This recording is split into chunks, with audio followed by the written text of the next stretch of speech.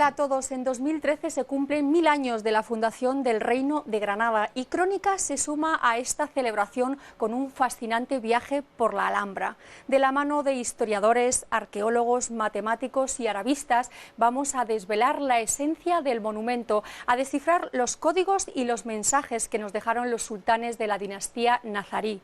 La poesía de sus muros, el lenguaje del agua y la geometría de sus formas hablan del esplendor de la Alhambra, una Alhambra que ya anunciaba la muerte del Al-Ándalus.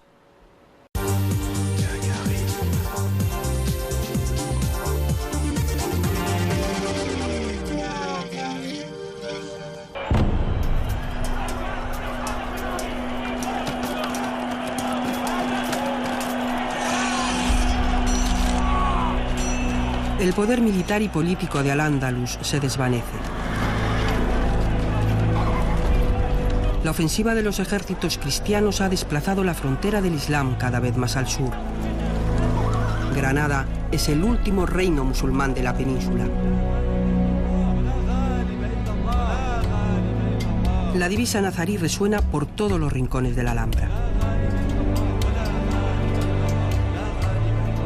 Un lema de poder escrito en sus paredes para un tiempo que presagiaba el final. El código secreto de las palabras y de la geometría esconde la verdadera esencia de la Alhambra.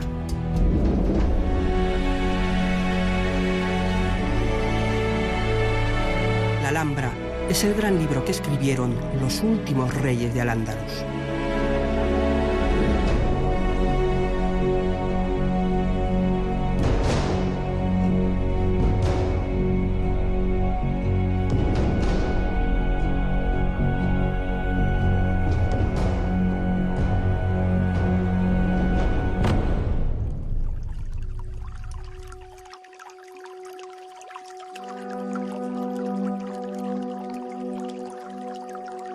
هذه الدار جنة للخلود في سرور مواصل وسعود جمعت للنعيم فيها فنون من ظلال تندى وعذب برود.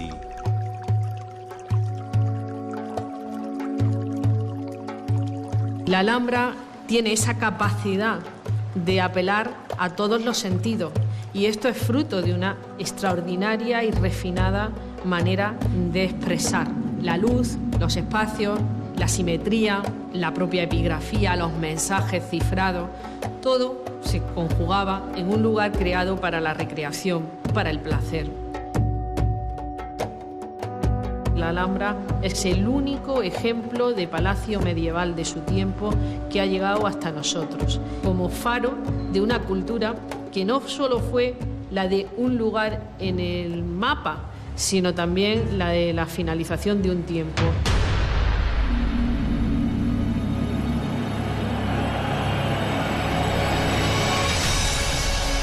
Año 1212 de la era cristiana. Las Navas de Tolosa es el escenario de una batalla de proporciones gigantescas. El Papa Inocencio III ha predicado una cruzada contra el Islam, el califa almohade al-Nasir, la Guerra Santa. La victoria de los ejércitos cristianos cambia el destino de la España musulmana. El imperio almohade se desintegra como un gigante con pies de barro.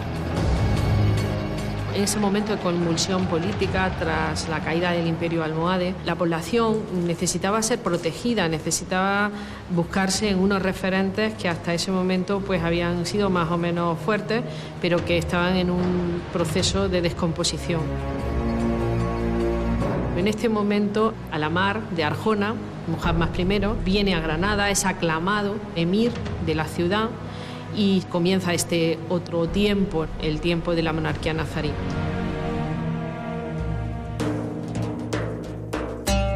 El primer sultán es un político habilidoso. Ha rendido vasallaje al rey de Castilla a cambio de unos años de paz y construye de cara a su pueblo los mensajes que darán legitimidad a la nueva dinastía. El lema nazarí es fundamental en la Alhambra. Incluso hay personas que piensan que la única inscripción que hay en la Alhambra es el lema nazarí. En la batalla de Alarcos, justamente el año en que nació Muhammad I, las tropas almohades llevaban banderas en las que se leía Walá gáliba illallah, no hay vencedor excepto Dios, y parece ser que Muhammad I, que se proponía como un continuador del imperio almohade, que se había derrumbado en Al-Ándalus, quiso utilizar este emblema y lo convirtió en la divisa de la dinastía nazarí.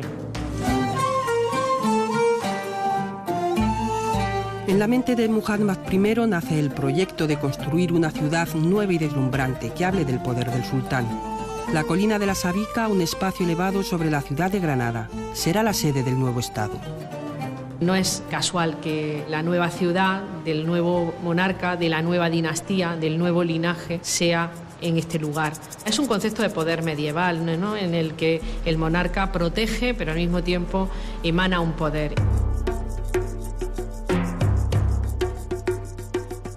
La futura ciudad empieza siendo un espacio defensivo. El primer rey nazarí construye las torres más altas que hasta entonces se habían visto en Granada. Su alcazaba se levanta sobre los cimientos de un castillo anterior al que llaman Al-Hamra, la Fortaleza Roja. La Torre del Homenaje es probablemente la torre más importante de la fortaleza de Alhambra porque en ella residía todo el sistema de control, de protección, tanto el interior de la propia ciudad como el sistema de comunicaciones con los distintos castillos y torres de comunicación que se distribuían por toda la frontera del Reino de Granada. Los textos árabes denominan la Torre del Homenaje como la gran torre asomada sobre la ciudad.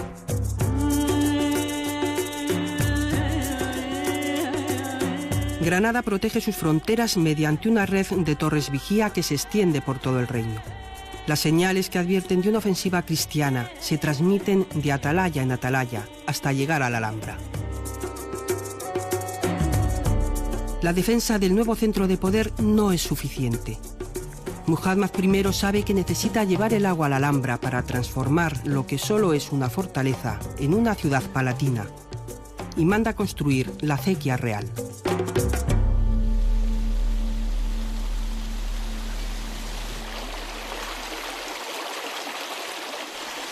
Para hablar de la Alhambra hay que salirse fuera de la Alhambra. Hay que recorrer agua arriba el río Darro para poder entender cómo existe la Alhambra o por qué existe la Alhambra. La Alhambra nace cuando nace la acequia. La ciudad medieval en época hispano-musulmana nace cuando nace el agua. Los ingenieros en época medieval hicieron una proeza porque buscaron con afán un lugar que proporcionase una altura suficiente respecto a la colina de la Alhambra y ahí pensaron ubicar una presa. Esa presa es el punto en el que estamos ahora mismo.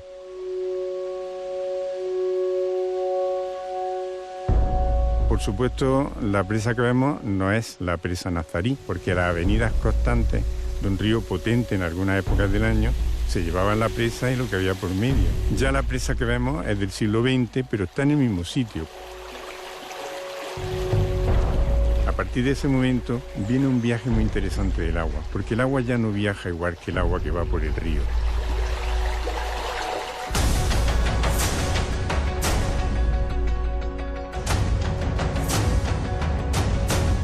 La acequia real, con una pendiente del 1,5 al 2%, se va distanciando del río. Ese es el gran secreto de una acequia, que permite que el agua llegue a una altura, a una cota mayor. Así que ese viaje de 6 kilómetros es un viaje que enriquece territorios que están por encima del nivel del río. También es el problema, porque la ladera va cayendo y va derrumbándose la propia acequia. Es una lucha titánica contra los efectos de la naturaleza y eso es lo que hace la acequia, que se convierte en un canal que recorre toda la ladera hasta llegar a la Alhambra.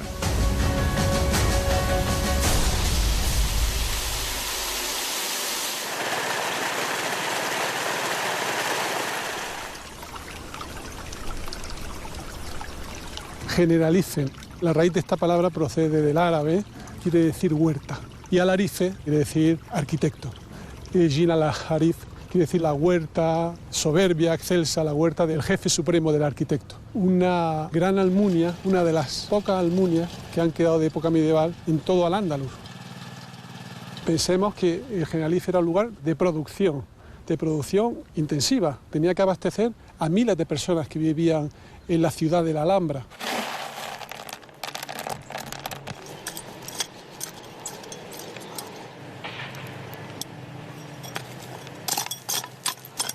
No tenemos muchos testimonios sobre qué había en estas concretas huertas del Generalife, pero sí sabemos que los árabes primero aprendieron lo que había, entonces pues utilizaron cultivos que se utilizaban desde época romana, el ajo, la cebolla, la lechuga, un montón de frutas y hortalizas que ya se utilizaban.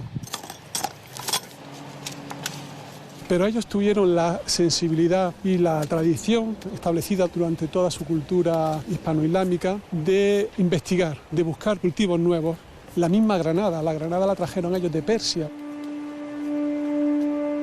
Este lugar es tan importante para esta cultura islámica medieval precisamente por el origen que tenían los árabes, de un lugar árido, difícil, duro, caluroso, donde era imposible suponer este vergel de cultivos y de vida. Por eso la persona más importante en el manejo de la tierra, siendo importante el agricultor, el jardinero, era sobre todo el acequiero, el inspector de las aguas, porque de él o del manejo de esa agua dependían miles de personas. En la vertiente norte del Cerro del Sol, en el lugar conocido como la Silla del Moro, un castillo vigila el curso del Darro y la entrada de la acequia real al Generalife. Desde este punto, la acequia sigue su camino y entra en el recinto amurallado, donde otra torre defensiva protege el acueducto que lleva el agua a la Alhambra.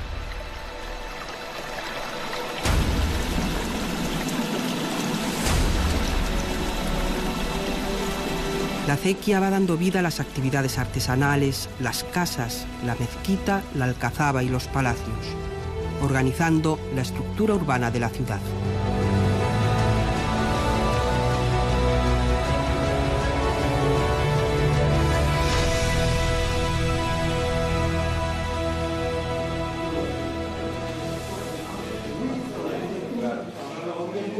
El espacio Alhambra es un espacio que enamora a cualquier persona que lo visita y sobre todo se acerca a él de una manera profunda.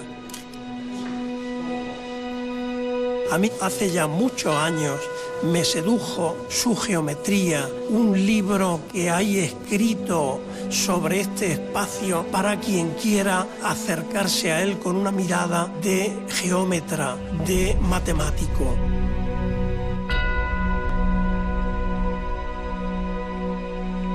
En la Alhambra se crean formas bellas para reproducir la belleza del mundo, la belleza que crea solo Alá. Y hay en esa forma una serie de símbolos que le dan razón a esta arquitectura. Evidentemente es una mirada abstracta y esto exige una óptica matemática. Si yo tuviese que destacar una forma abstracta en el espacio Alhambra, sin lugar a dudas, me referiría al cuadrado. El cuadrado es la génesis del proyecto arquitectónico de los palacios nazaríes. En el Palacio de Comares, mandado construir por el sultán Yusuf I, el patio de la alberca, la torre y dentro de la torre el salón del trono son matemáticas puras. Estamos en el punto más alto del Palacio de Comares, en la azotea de su torre. Es un paralelepípedo, un gran paralelepípedo de base cuadrada. Como cualquier palacio de la arquitectura islámica, la composición es muy sencilla, una torre a la que se anexa un patio en cuyo centro se ubica un estanque. La armonía del espacio se percibe con claridad, pero el elemento que ha generado todo el palacio está mucho más escondido.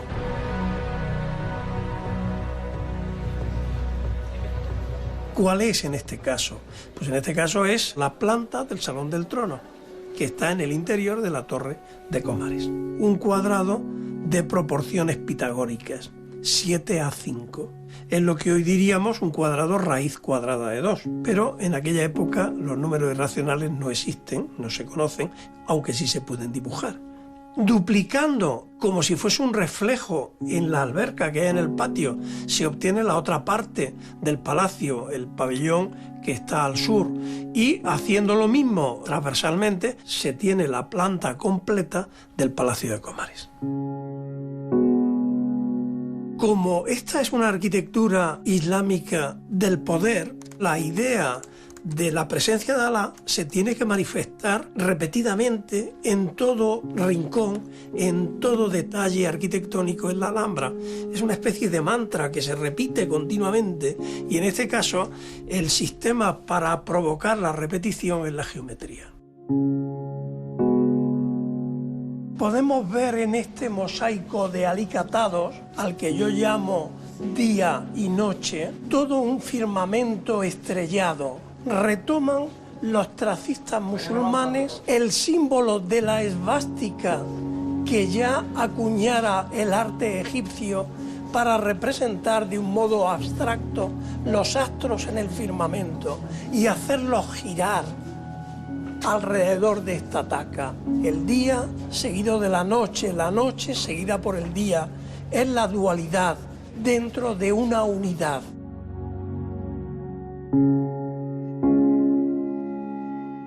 Disponiendo de un número de piezas suficiente, blancas y el mismo número de negras, se puede rellenar el plano de manera infinita, indefinida.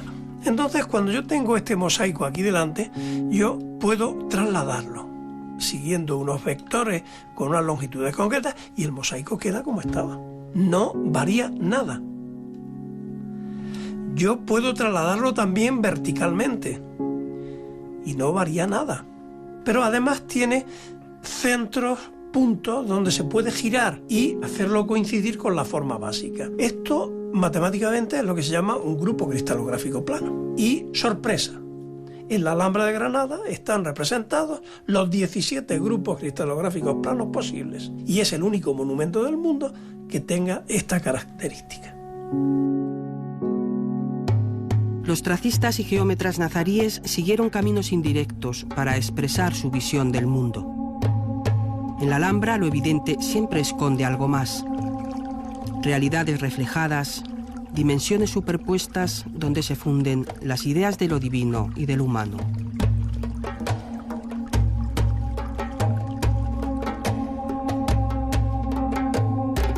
El Salón de Comares representa el eje del poder de la Alhambra, el lugar donde está el solio, el trono del sultán. Este lugar emana poder.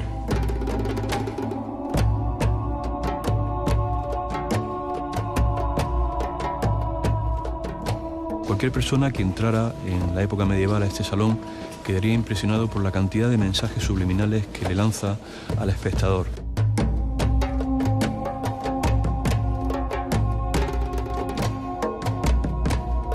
Jugarían con ese contraste del paso de un espacio del patio a cielo abierto, bañado por ese sol cegador en ocasiones, a un interior absolutamente tamizado por las celosías que cierran la sala, como preparando a la persona en un juego de contrastes permanentes: luz, sombra, ámbito abierto, ámbito cerrado, y al fondo, presidiendo la estancia en el eje con el acceso, el trono del sultán. El techo que cubre la estancia es una representación iconográfica de la escatología del Islam, una representación geométrica de lo que ocurre después de la muerte. Están representados los 7 cielos que se van superponiendo mediante un juego de estrellas que van ascendiendo hacia el cupulín central que representa el Arsh, el trono de Dios, a partir del cual está el paraíso.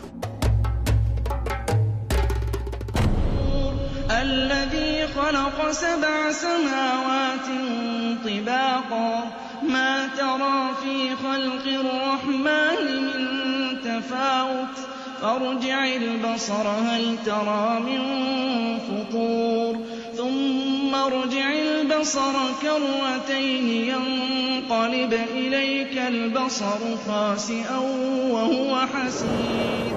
La sura 67 del Corán, que es la sura Al-Mulk, la sura de la estancia o el trono del poder, aparece distribuida en la parte alta del salón.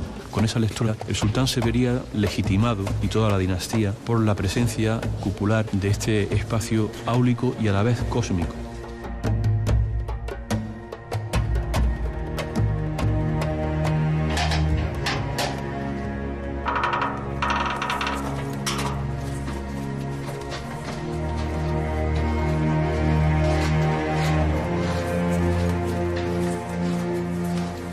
Todo un entramado de corredores, de pasadizos, de pasos, de galerías subterráneas por debajo del nivel de ocupación donde vive el sultán, donde reina en majestad, recorren los palacios de Alhambra. Eran lugares completamente desconocidos para los granadinos, para los súbditos, lugares que ocupaban únicamente esos soldados que garantizaban la vida del sultán.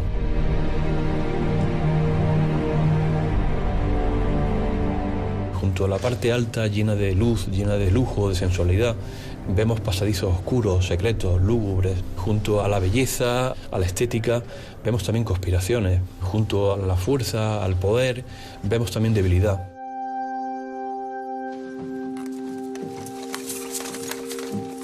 La mayoría de los sultanes de la Alhambra, incluso de la primera etapa, no llegaron a cumplir su reino, porque eran asesinados, eran envenenados, o como en el caso de Yusuf I, el constructor del Palacio de Comares, que fue asesinado un 19 de octubre, cuando terminaba de hacer la oración de la ruptura del ayuno en la mezquita mayor.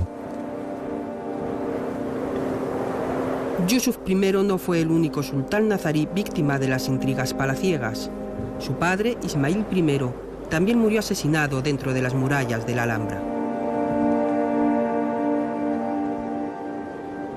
La dinastía nazarí, en un principio, es por línea paterna, es decir, el heredero es siempre hijo, hermano o nieto del antecesor.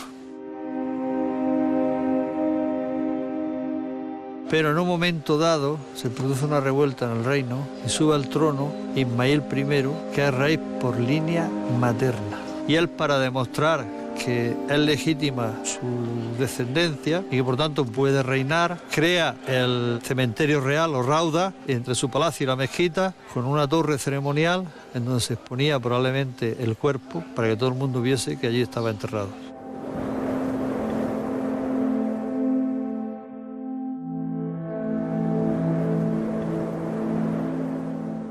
Los ceremoniales en el mundo nazarí suelen ser ceremoniales internos más que ceremoniales externos. Es decir, son ceremoniales para la corte. Y una de las cuestiones fundamentales es cuando el rey muere. Y hasta que no se le ve en su catafalco, en su espacio yaciente, no se puede testimoniar que está muerto.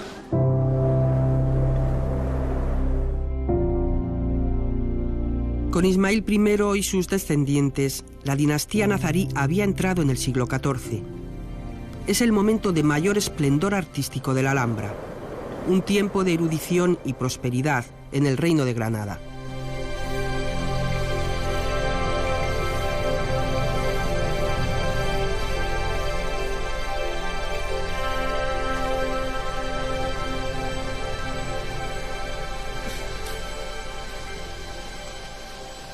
La Puerta de las Armas, de las 4 puertas exteriores que abren la ciudad palatina al exterior, es la única que comunica directamente la ciudad de Granada con la ciudad palatina de la Alhambra.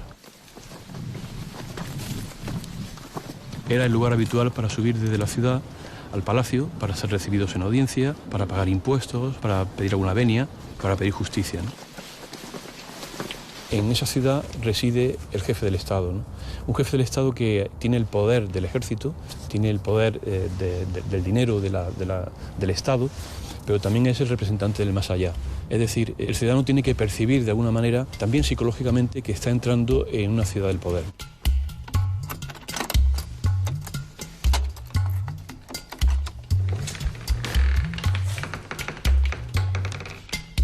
El paso al interior del corazón de la ciudad palatina se hacía a través de una calle que hace su recorrido entre 3 recintos superpuestos de murallas.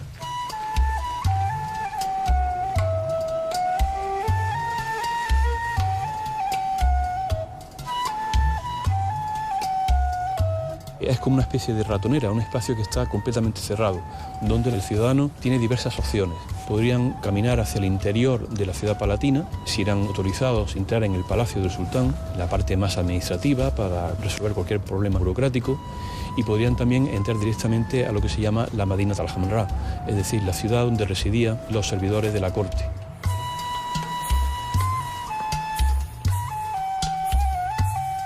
El acceso a la Medina se hacía a través de la Puerta del Vino. Allí empezaba la calle Real Alta, la vía principal de la ciudad.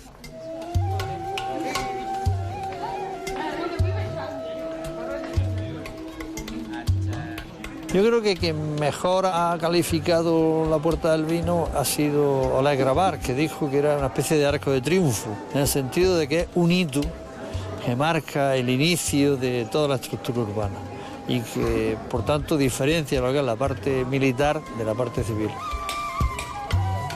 La calle Real es el eje principal de la Alhambra porque además es la calle que sigue el trazado de la acequia real. Y entonces, a un lado y otro de la acequia y de la calle se va organizando la vida urbana. Cuanto más cerca estamos de los palacios, las viviendas son más nobles y más importantes. Cuanto más nos alejamos, la vida tiene un contenido más industrial, más artesanal. Podríamos hacernos una idea de que aquí habría artesanos importantes porque están al servicio de la Casa Real, tanto en cerámica como en tejidos, como en metales.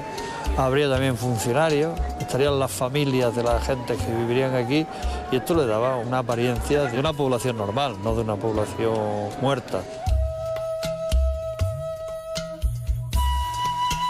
La iglesia de Santa María ocupa hoy el espacio donde estuvieron la mezquita y los baños, alimentados también por el agua de la acequia real. Dentro del urbanismo tradicional en el mundo islámico, la mezquita ocupa siempre el punto de relación entre lo que es el espacio del poder, en este caso el espacio palatino, y el espacio propiamente urbano, porque en torno a ella se desarrollan toda una serie de actividades económicas y de todo tipo que hacen que, al ser un lugar sagrado, un lugar protegido, puedan llevarse a cabo sin ningún problema, sin ninguna dificultad. Pero no se entendería la mezquita, en mi opinión, si no se supiese también todo el ceremonial que rodea a la celebración del viernes, en donde no solamente vienen los fieles, sino acude el sultán, el rey nazarí, a rezar, encabezando el rezo del viernes.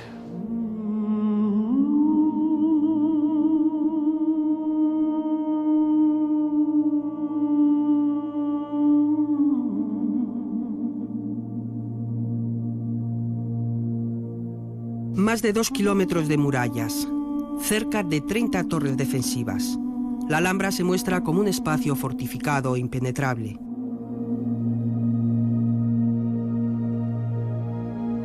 De puertas adentro, la dinastía nazarí era mucho más frágil.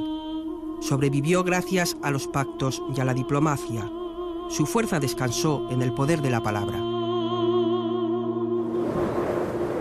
برج عظيم الشأن في الأبراج قد باهت الحمراء منه بتاجي قلهرة ظهرت لنا واستبطنت قصرا يضيء بنوره الوهاج.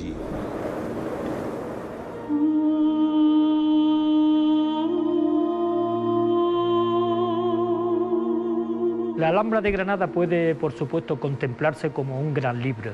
Es como si entrásemos dentro de un gran manuscrito. Lo interesante de los edificios de la Alhambra es el uso intensivo que se hace de la poesía. En esto se distingue los palacios de la Alhambra de la mayor parte de la arquitectura islámica. Con lo cual, si de verdad queremos penetrar en el alma y en la esencia artística de la Alhambra, tenemos que demorarnos en la lectura.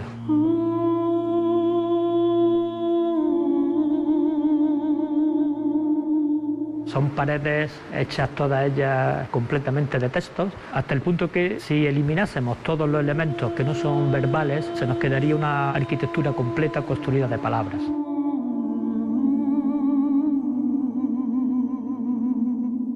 En el caso de la Granada nazarí, los primeros ministros eran poetas, eran al mismo tiempo los jefes de Ad-Diwan al-Insha, la oficina de redacción, la cancillería. Y entre sus funciones estaba la de escribir las grandes casidas sultanillas, que a veces superaban los 100 versos, en los que se cantaban las hazañas históricas, a veces se exageraban pequeñas victorias y se versificaban los principales fastos de la corte.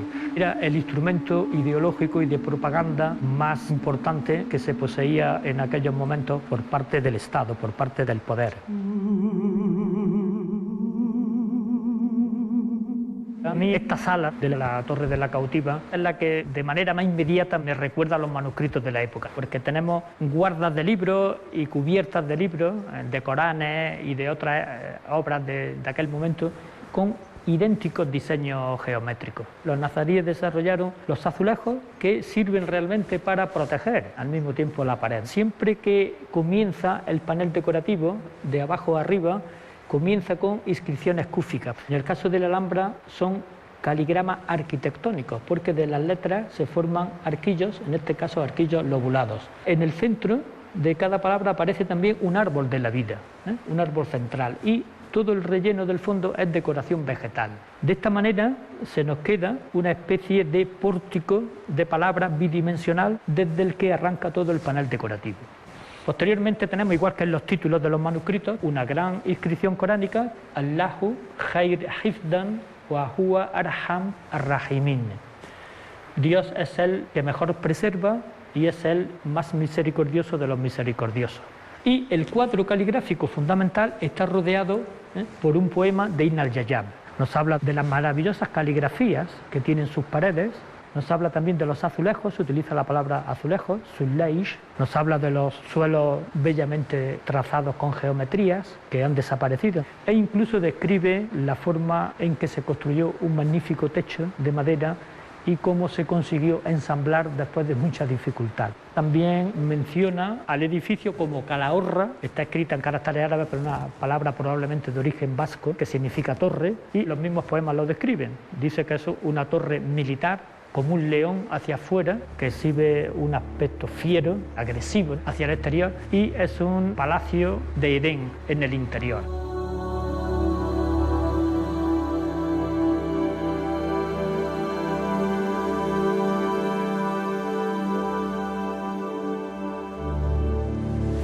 El Generalife, además de ser una almunia con grandes huertas y grandes espacios para cultivar, es un palacio en el seno del cual se halla el más genuino jardín de toda la Alhambra.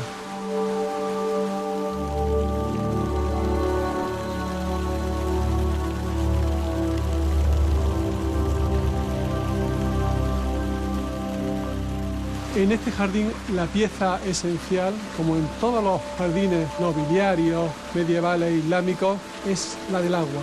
Este es un jardín de placer, es un jardín de disfrute, un jardín sensorial, donde se disfruta del olor, con plantas aromáticas como el cantueso, las mentas, las melisas. Es un jardín del color, con rosas, adormideras, jacintos, con lirios. Un jardín del tacto, donde los distintos tipos de hojas nos permiten apreciar matices muy distintos de unas plantas a otras.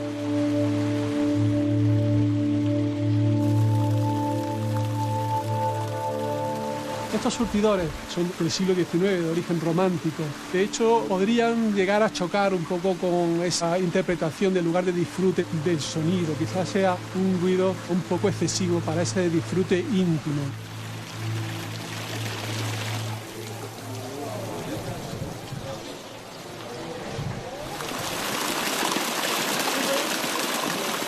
La imagen en época medieval sería de una acequia, probablemente incluso más ancha, fluyendo lentamente, sin apenas ruido, y, cosa curiosa, permitiría el desbordamiento del agua por pequeños canales casi ocultos que permitirían inundar el jardín y refrescar los pies del propietario, del visitante de este espacio.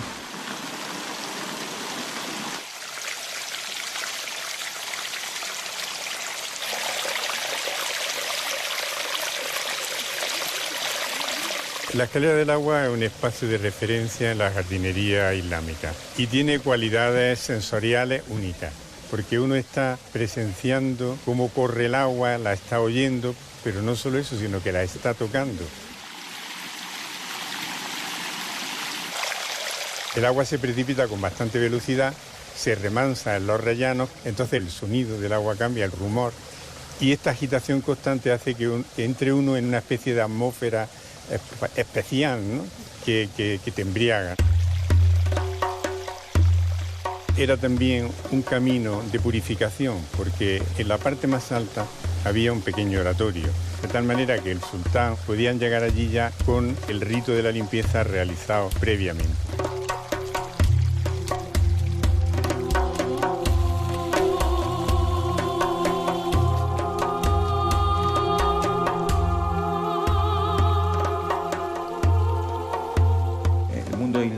De un mundo que viene del desierto, un mundo donde su vivienda habitual pueden ser las jaimas, esas casas hechas a base de lona, que son totalmente efímeras, que además servían para ir de un sitio a otro. Y ellos de alguna manera lo que hacen es trasladar ese concepto de una arquitectura efímera a lo que es su propia construcción, a sus propios palacios.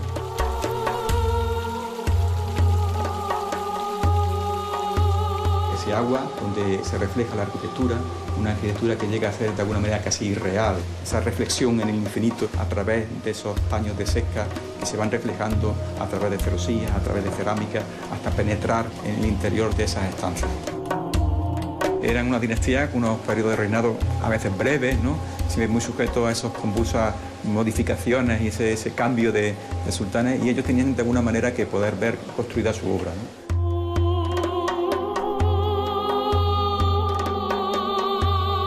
En su tradición, la arquitectura es transitoria. La Alhambra no se construyó para ser inmortal. Utilizaron materiales sencillos y cercanos que permitían edificar en tiempos muy cortos. El yeso al final es un material que se ennoblece en la Alhambra. Por una parte, en unos planos que son casi dimensionales, pueden ser los paños de yesería que aparecen decorando muros, pero cuando llegan a los techos adquieren una dimensión importantísima porque ya juega un factor tridimensional. Ya el yeso no es solamente un elemento que decora un plano, sino que además nos está decorando un espacio, nos está creando un gran espacio con una especie de bóveda celestial a través de los mocárabes. En la sala de Dos Hermanas, la luz entra tamizada por las celosías y gira según las horas del día como los astros en la esfera celeste. Su belleza matemática compite con otro espacio al que muchos estudiosos consideran perfecto: la fachada de Comares.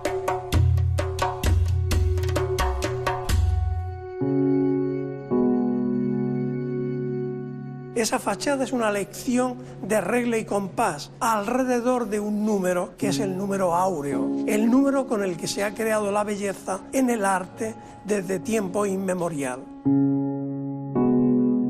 El número áureo forma parte de nuestro cuerpo. Si consideramos que nuestra estatura es un segmento, el ombligo dividiría ese segmento en dos partes que sus longitudes estarían según la proporción áurea. Pero si se sigue subdividiendo cada una de esas partes, los genitales volverían a ocupar ese punto clave, o el tórax, o en la cabeza la nariz, o en el brazo el codo. Estamos proporcionados según el número áureo. En 1950, el arquitecto Le Corbusier retomó este ideal clásico de la belleza y estableció una relación entre las medidas del hombre y la arquitectura a través de su conocido modulor.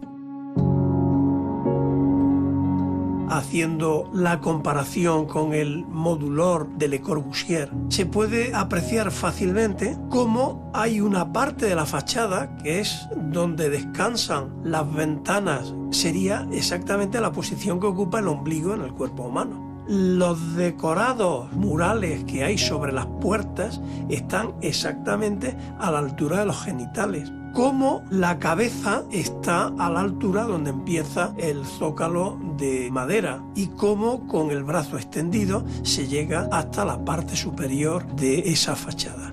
En ese proceso de identificación con el cuerpo humano es donde el observador y lo observado se identifican. Se produce esa mímesis que decía Aristóteles y tenemos una sensación placentera de belleza.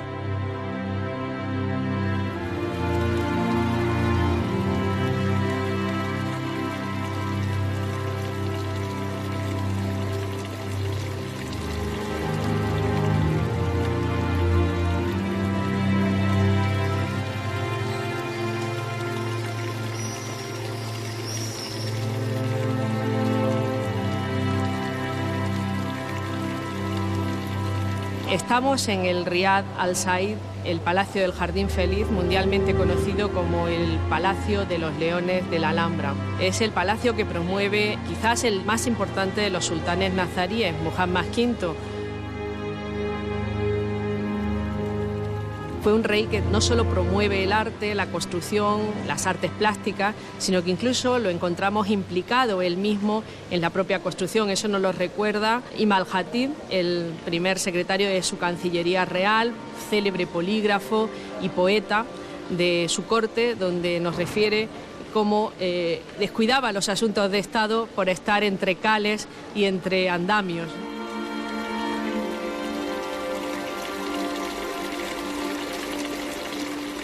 Este lugar es un espacio muy excepcional por su armonía, la proporción áurea está presente en su diseño, por ser concebido con un eje poético en una filosofía estética que aquí alcanza su momento más excelso, sobre todo con la Fuente de los Leones.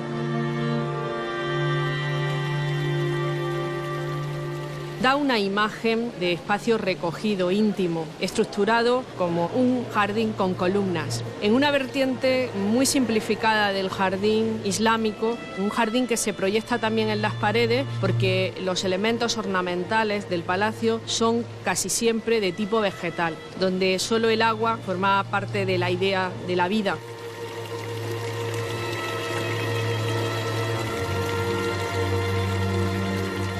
El Patio de los Leones es un lugar que transmite sobre todo complejidad. Yo creo que en eso ayuda mucho que el agua esté en movimiento, que el agua esté fluyendo por fuentes de distinto tamaño, que incluso el agua venga de lugares que no los ve el ojo cuando están dentro del patio y que sobre todo eso esté armonizado por la Fuente de los Leones como protagonista de todo este espacio. أنا الروض قد أصبحت بالحسن حاليا تأمل جمالي تستفد شرح حاليا.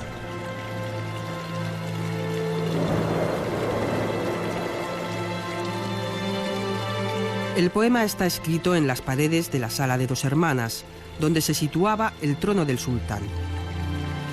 Frente a sus ojos la Fuente de los Leones, en un eje que era visual pero también poético. La casida escrita en la taza de la fuente del primer ministro Imzan Rak es una de las más bellas de la Alhambra. ألم تر أن الماء يجري بصفحها ولكنها سدت عليه المجاري كمثل محب فاض بالدمع جفنه وغيض ذاك الدمع إذ خاف واشيا. Lo que nos transmite la casida de Imzan Rak es que es un agua que está remansada a modo de manantial y no de surtidor en alto, con unos leones que no son solo leones, sino que traducen en su forma su propia simbología.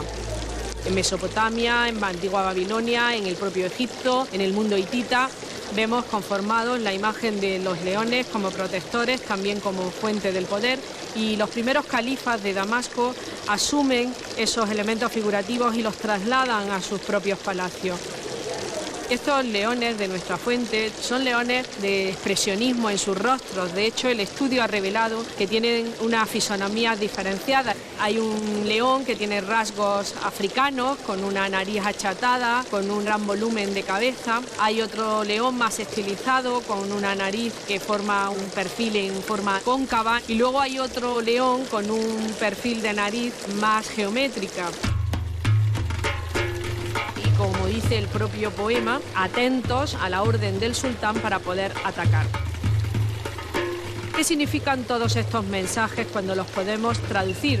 Nosotros hemos lanzado una hipótesis, el profesor Jesús Bermúdez y yo misma, donde hemos llegado a la conclusión de que la Fuente de los Leones es una metáfora del poder del sultán. Muhammad V, a quien su hermanastro había usurpado el trono, levanta este palacio cuando retoma el poder después de un corto exilio en el norte de África. El Riad al-Said simboliza la fortaleza de su linaje y conmemora, como toda su obra constructiva en la Alhambra, otro hecho decisivo de su reinado, la conquista de Algeciras en 1369, la última gran victoria del Islam español sobre los cristianos. Los guerreros son siempre los que otorgan el poder, la fuerza a cualquier reino. El poder islámico medieval del sultanato nazarí, que duda cabe que tenía también en las familias, en los linajes, uno de los elementos centrales de estabilidad o desestabilidad. Yo no me atrevería a decir que los leones son personificaciones de los linajes, pero hay un elemento estético de los propios leones, sus melenas, que terminan todas ellas como una cota de malla alrededor del cuerpo. Esto es un hecho raro, infrecuente en todos los elementos de comparación que hemos realizado. Lo dejo ahí, pero en todo caso, entre el expresionismo, la apelación a los guerreros, la apelación a los linajes, al momento histórico en el que el propio palacio se promueve y la fuente, creo que todo ello está en un tablero que nos llama a hilar, a poder coser todas estas ideas, muy sugestivas todas ellas.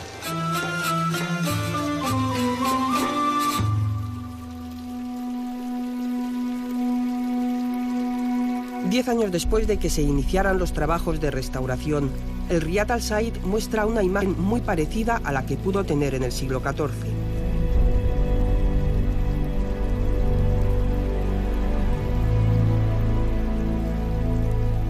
Los rostros de los leones, liberados de la capa de cal que se fue acumulando durante siglos, han recobrado la expresión original, y las vetas de mármol de Macael realzan los volúmenes de sus cuerpos.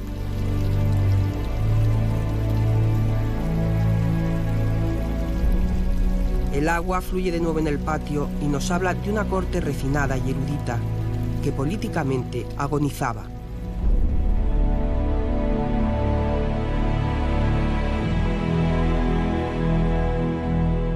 Después de Muhammad V, la dinastía nazarí se fue descomponiendo en intrigas y conspiraciones. Incapaz de superar una Edad Media que fuera de sus murallas había dejado de existir.